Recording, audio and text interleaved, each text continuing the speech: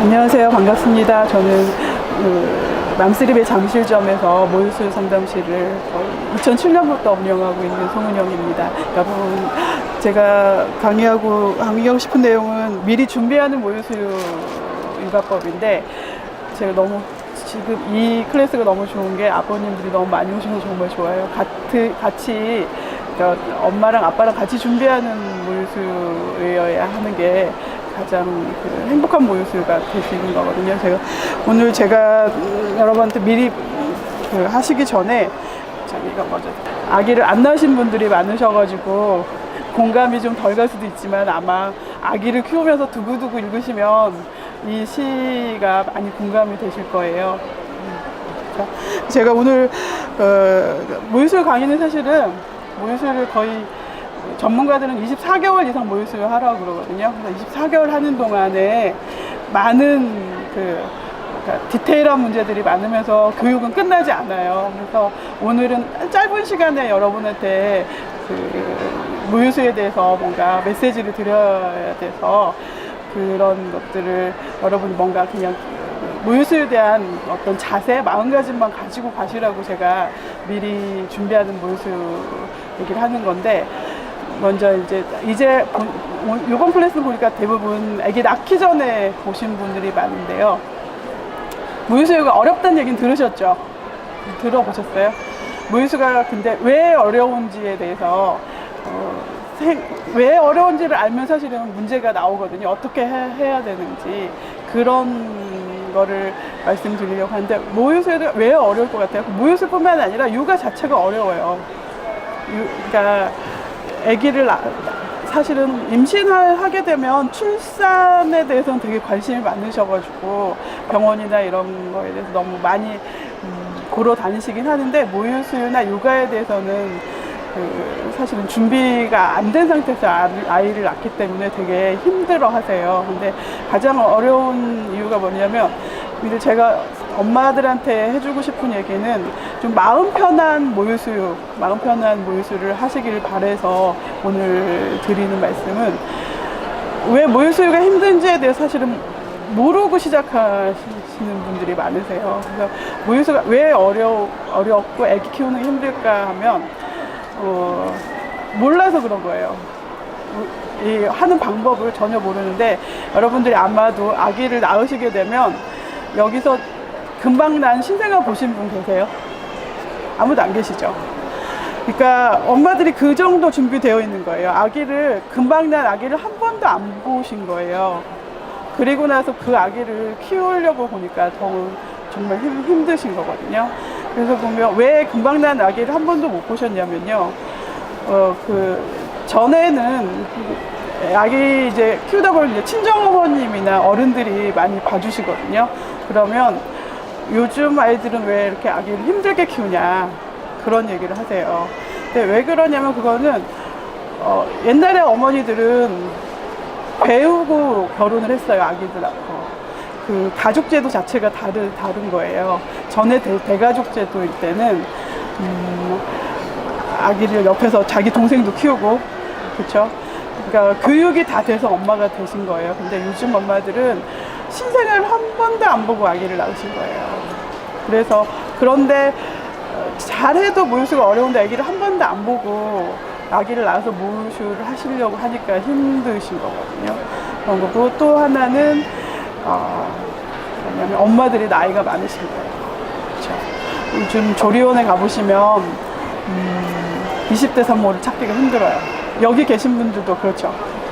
보통 산모들 요즘 평균 나이를 보면 한 32살에서 3살, 아니면 35 전후예요. 첫애 낳으신 분도 그렇고, 대부분 둘째 낳으시는 분들 보면 40 전후, 40 이후에 첫애 낳으시는 분들 진짜 많거든요. 그거는 뭘 뜻하냐면, 그만큼 생식 기능 자체가 줄어든 상태예요. 그래서 생식 기능 보통 출산이나 이런 거에 그러니까 아기 임신하고 출산하고 이런 거에만 관련된다고 생각하지만, 그 생식 기능은 모유수유까지도 확장되는 기능이거든요. 그래서 엄마들의 나이가 많고 체력이 달라요. 그러면서 유방 기능도 다르고 그래서 모유수유하는 게 너무 힘드시거든요. 그리고 체력적으로도 20대 초반하고는 다르죠. 모유수유를 하게 되면 사실은 밤에도 그러니까 아기를 처음 조리원 갔다가 오시면 밤이나 낮이나 똑같아요. 그렇죠? 그래서 밤에도 똑같이 낮같이 밤을 꼴딱꼴딱 새우는 경우가 많거든요. 그러면 엄마들이 20대 때 애를 낳았다면 사실은 멀쩡할 거예요. 근데 30대 넘은 산모는 그 하룻밤만 잘 못 자도 그 아기를 케어하거나 하는 게 힘들어가지고 아기를 낳기가 힘드신 거예요. 그러니까 모유수유하고 애들 육아하는 것들이 힘든 거예요. 그리고 또 힘들어진 이유가 뭐냐면 병원이나 조리원에서 그 아기 출산하는 시스템 자체가 아기랑 헤어지는 거예요. 처음 나가지고 바로 전에 집에서 아이를 낳는 그런 경우에는 아기가 바로 와서 엄마 젖을 먹고 아기랑 헤어지지 않거든요. 근데 요즘은 조리원이나 병원은 거의 아기 신생아실에서 있는 그런 시스템에 있는 거고, 또 하나 힘들었던 게 뭐냐면 주위 환경이 도와주지 않는 거예요. 그러니까 그 남편 또한 그렇고, 그 다음에 그 친정 어머니나 주위 어른들도 뭐라고 그러세요? 뭐 분유를 먹이는 애들이 더 잘 큰다고 그러죠. 그리고 보통 친정 어머니들은 애를 낳게 되면 본인의 딸이 너무 고생하는 게 힘들어 하세요. 그래서 분유도 좋다. 그냥 모유 먹이지 말고 분유 먹여라. 그러고 또 대부분 남편분들이 이제 자기 그 애기 엄마가 너무 힘들어 하시잖아요. 그러면 무심코 딱 던져요. 뭐라고 그래요? 그냥 분유 먹여. 그러시거든요. 그러면 아빠가 그렇게 하면 엄마 어떨 것 같아요? 그냥 분유 먹여 그러면 그러자 그럴 것 같아요? 그러지 않지. 엄마들은 대부분 이제 아빠가 그렇게 얘기하면 뭐라고 그러냐면, 내가 이렇게 고생하고 있는데 먹이려고 노력하는데 그 말이 쉽게 나와 이렇게 나와요. 그러면서 이제 아기를 낳고 나면 생각보다 많이 싸우세요. 엄마도 힘들고 또 예민해진 상태인데다가 아빠들이 그런 상태를 이해를 못하면서 그걸 좀 알아주고 격려를 해주셔야 되는데, 그 아빠들도 경험이 없기 때문에 그냥 그렇게 무심코 딱 힘들면 그만해 이런 식으로. 근데 그거 되게 서운해요 하거든요. 근데 그렇다고 해서 엄마가 또 아빠가 애기 조금만 더 하자 이렇게 열심히 조금 참고 더 해 그러면 그것도 정답 아니에요. 왜냐면 나 지금 150%막 너무 힘들게 하는데 내가 더 이상 뭘 더 해.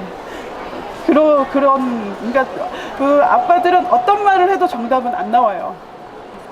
그래서 이제 싸우게 되는 거죠. 근데 그 아빠들이 해야 되는 게 뭐냐면 그냥 공감해 주는 거야.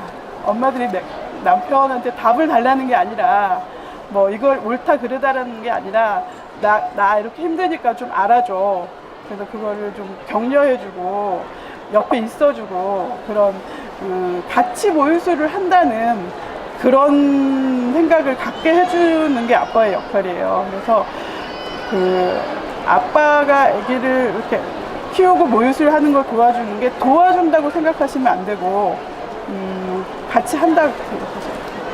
그래서 그 아기를 키우면서 모유수유하면서 아빠들이 해줘야 되는 일이 뭐냐면, 구체적으로 지금 다시 상의를 하셔야 돼요. 아기를 낳고 나서 어떻게. 근데 또 지금 상의해도 사실은 그때 상황이 어떻게 바뀔지 모르거든요. 그래서 아기 낳고 나서 힘들면 그러니까 남녀의 대화가 문제가 뭐냐면, 엄마들은 남편이 알아서 해주길 바라는 거예요. 알아서 해주길 바라는데 남편들은 절대 알아서 해주지 않아요. 내가 말하지 않아도 눈빛만 봐도 해주지 않고, 그 남자들은 구체적으로 얘기를 해줘야 해요. 이거 해주세요, 저거 이렇게 해달라고 해야 되거든요. 그래서 그리고 남자들은 또 좀 엄마가 어떤지 좀 그 센스 있게 눈치를 좀 봐야 돼. 뭘 원하는지. 그래서 근데 보통 눈치껏 하는 거에 항상 문제가 생겨요. 오해가 생기고. 그래서 서로 터놓고 얘기를 하셔야 돼요.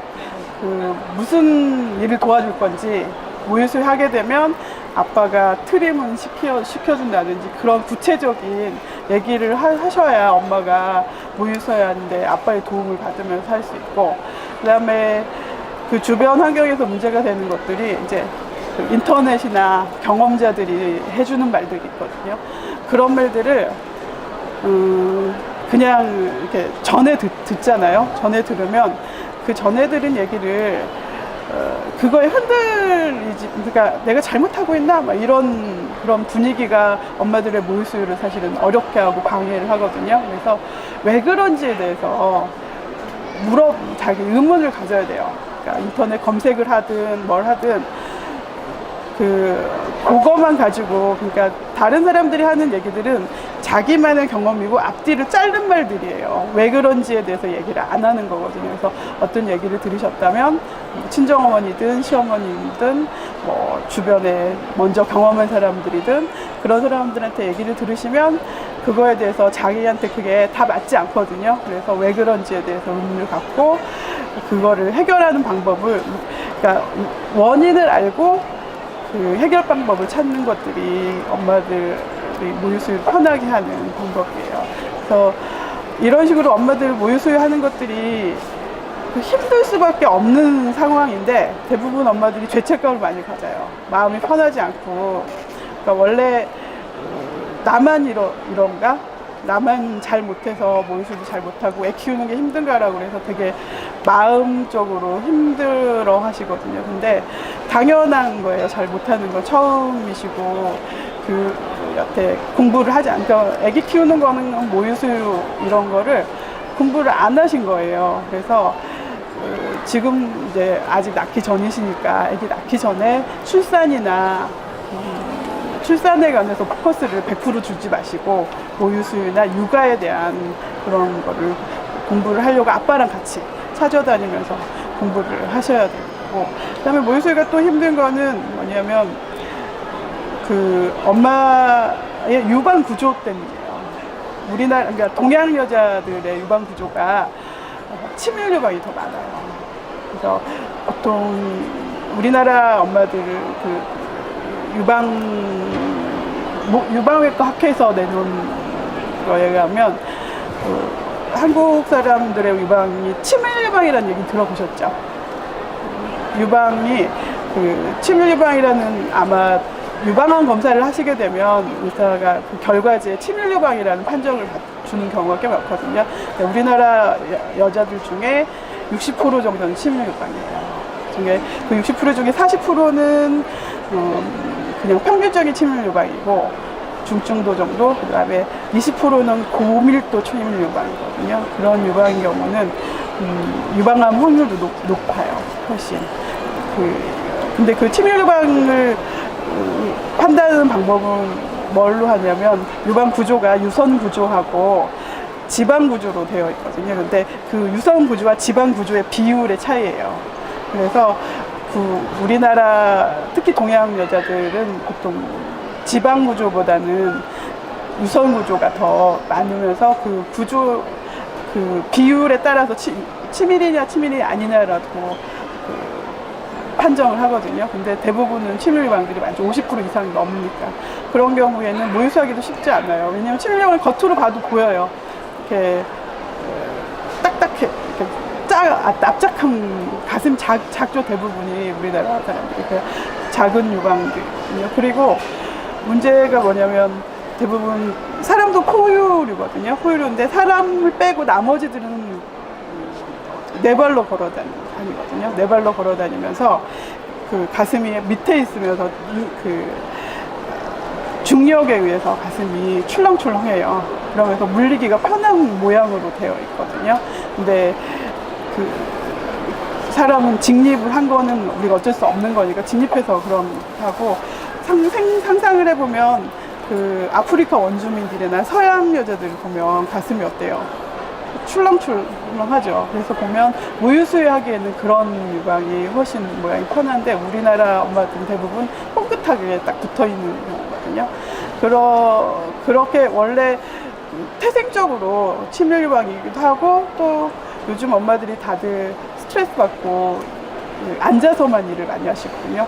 그러니까 가슴에 브래지어를 꼭 끼는 걸 안 하고, 하지 말고 이렇게 그래좀 될 수 있으면 안 하고 출렁출렁 하면서 이렇게 자연스럽게 많이 걸어 다녀야 되는데 걷지도 않고 앉아서만 일을 하고 계속 스트레스 받고 그러니까 가슴이 그 모유수유 하기에 적당한 유방이 안 되는 거예요.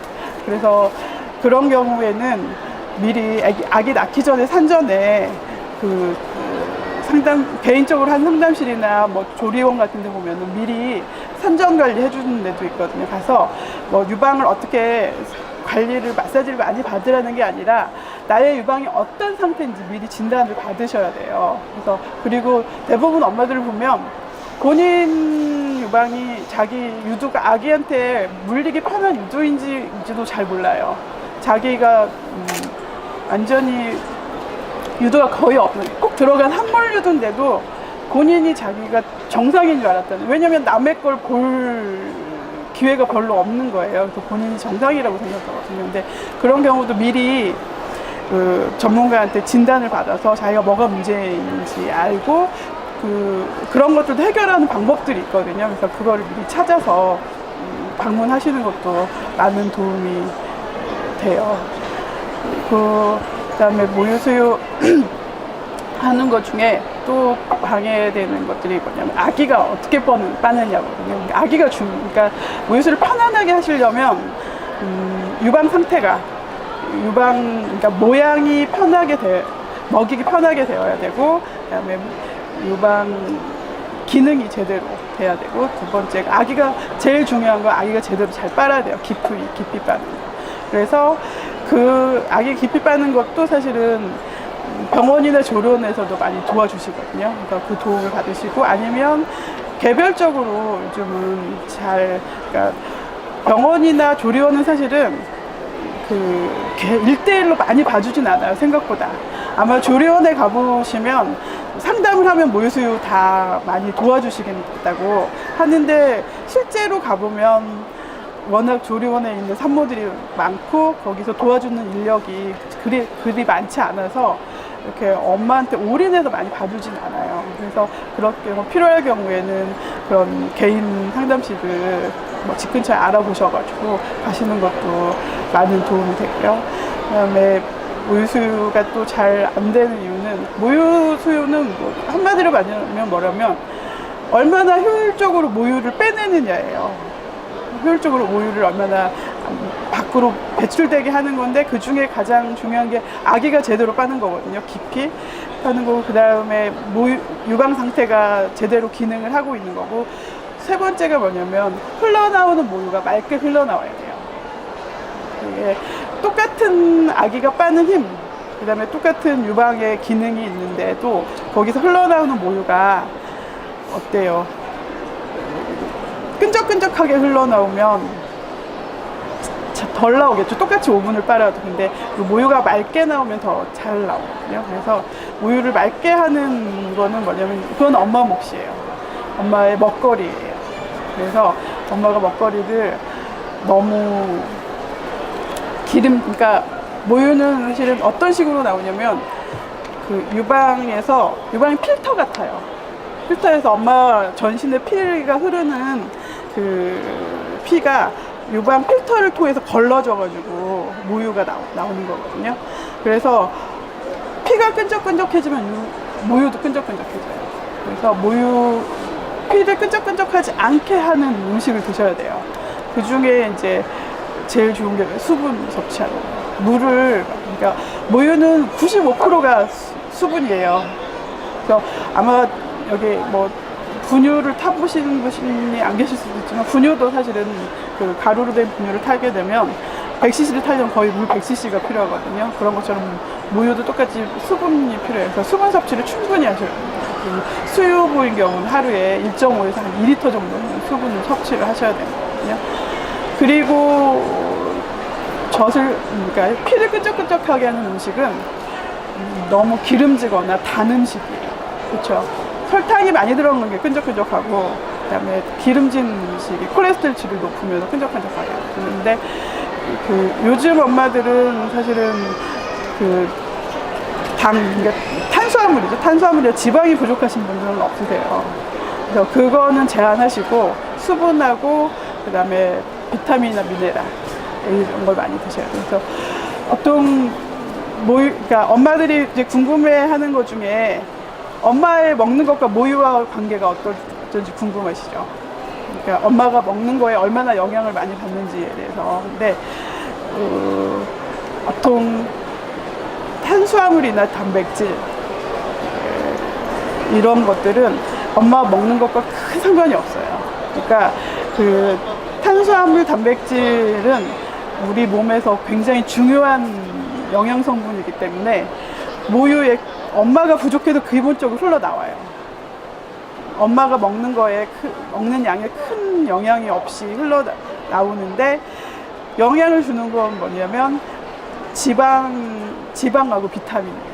그래서 엄마가 먹는 양에 따라서 지방을 많이 먹으면 지방이 많은 많은 모유가 나오고, 지방이 적으면 적은 모유가 나오거든요. 그래서 엄마가 지방을 너무 많이 먹으면 애가 몸무게 정말 많이 큰 뚱뚱한 애기가 되거든요. 그래서 그런 식으로 먹거리를 너무, 그러니까 산모가 되면 뭐냐면 우린 지금 사는 여자들이 다이어트해서 프리한 여자들이 별로 없어요. 항상 결혼하기 전에, 아기 낳기 전에는 다이어트에 대해서 굉장히 강박적으로 갖고 있거든요. 근데 임신을 하면서부터 그걸 다 풀어줘요.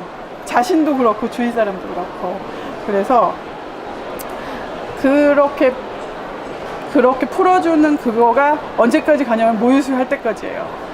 그래서 굉장히 주변에서 너무 많이 먹으라고 그러거든요. 근데 굳이 많이 먹을 필요는 없으세요.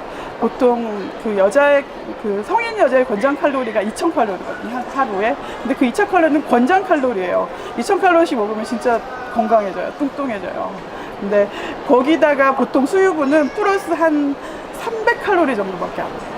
그래서 굳이 많이 드실 필요가 없으세요. 그래서 모유수유를 편안하게 하시려면 그러니까 부모님들이 드시라는 대로 옛날 생각해서 많이 먹으라고 한 거 다 드시면 모유수유하는 거 되게 힘들어지세요. 그래서 식이 관리를 그렇게 잘 하셔야 모유가 흘러나오는 게 훨씬 원활해지면서 모유수유하는 게 편하게 됩니다. 그래서 그러니까 모유수유하는 거에 불편한, 어려운 거에 대한 전반적인 걸 제가 오늘 말씀을 드리긴 했는데, 그러니까 이런 어려운 상황에서 모유수유를 하면서 하는 게 엄마들이 되게 힘들긴 하시는데, 그래서 되게 본인이, 그러니까 아기 낳고 나면 또 우울증도 같이, 산후우울증도 있으면서 모유수유도 잘 안 되고, 그래서 본인 자신감이 굉장히 떨어지면서 힘들어 하시거든요. 근데 제가 엄마들한테 더 편안하게 모유수유를 마음 편하게, 조금이라도 마음이 편하게, 어차피 상황은 변하지는 않아요. 그렇지만 그거에 대한 본인의 생각, 받아들이는 게 더 중요하거든요. 그래서 모유수유하고 애 낳고 하다 보면 되게 본인이 막 너무 능력이 없는 것 같고, 그리고 또 상황이 왜 이런지에 대해서 받아들이지를 못해요. 아기 낳기 전 상황하고 후 상황이 너무 많이 달라요. 그리고 남편하고 비교해서 너무 불공평한 것 같아요. 정말 상대적으로 너무 불공평한 것 같다고 생각하거든요. 근데 그 불공평함이 사실은 이 생리적으로 바꿀 수 없는 거예요. 그래서 그걸 받아들이셔야 돼요. 그거를 왜 내가 이래야 되지 하고 계속 힘들어 하시면 옆에 있는 사람도 힘들고 본인도 계속 힘드세요. 그래서 이 아기를 낳은 이 상황, 그래서 제가 그 시를 드린 거예요. 그 시의 전반부에는 내가 그동안 어떻게 살았는지에 대해서 쭉, 그냥 별거 아닌 말인데 막 쭉 나레이션이 되어 있거든요. 내가 그냥 일상적으로 살았던 얘기인데, 아기를 낳고 보면 그런 게 하나도, 그렇게 살았던 게 너무 옛날 일 같고, 그렇게 살았던 게 그러니까 바로 얼마 차이, 한 달 차이밖에 안 되는데 그런 상황이 돼서 되게 힘들어 하세요. 근데 그거를 아기를 낳으면서 생기는 그런 남편하고의 차이, 불공평함, 이런 것들이 사실은 어쩔 수 없는 상황이기도 하고, 나한테 주어진 거에 대해서 본인 스스로 본인을 설득해야 돼요. 어떤 식으로든. 그거는 사람마다 설득하는 방법들이 다 달라요.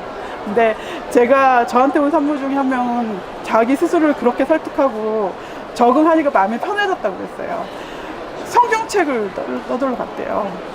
성경책에 창세기에 그 이브가 죄를 더 많이 졌잖아요. 그 사과를 같이 먹자고 해서 이브가 죄를 더 많이 져서 출산의 고통을, 그러니까 더 가쁜 출산의 고통을 받았다고 그러는데 그 성경책의 출산만 아니고 출산과 육아였대요. 그러니까 출산은 사실은 하루나 이틀이면 끝나요. 길어봤자 아픈 고통이 수술을 해도 한 일주일 정도면 끝나거든요. 근데 육아는 사실은 끝나지 않아요. 요즘 그 엄마들이 하는 말이 있어요. 딸을 낳으면 육아가 50년이란 말이 있어요. 이해가 되세요? 무슨 뜻인지? 아마 지금 애를 낳으시면 다음에 친정어머니가 이제 도와주실 거예요. 그러면 친정어머니도 아직도 육아하고 계신 거예요. 그래서 육아가 50년이란 말이 있거든요. 그래서 육아는 정말 끝나지 않아요. 그래서 그 엄마도 그 성경책을 보고 육아 자체가 그러니까 운명적인 거죠. 그 사람은 자기를 설득하는 방법인데 엄마도 본인이 그렇게 자기를 설득하고 받아들이는 그 어떤 거를 찾아서 너무 힘들어하는 그런 육아가 안 됐으면 하는 게 저의 오늘 메시지. 감사합니다. 그러면 제가 모유수유는 워낙 개별적인 디테일한 것들이 많아서 이렇게 전체적인 뭐 한 20분 강의해가지고는 다 말씀드릴 수는 없는 거고 전체적인 그냥 모유수유를 왜 해야 되는지 이런 그러니까 힘든 걸 어떻게 극복하는 거에 대한 포커스를 두고 말씀을 드렸고요. 궁금한 점 있으면 따로 오셔서 얘기하시면 제가 성의껏 답변해 드리겠습니다. 감사합니다.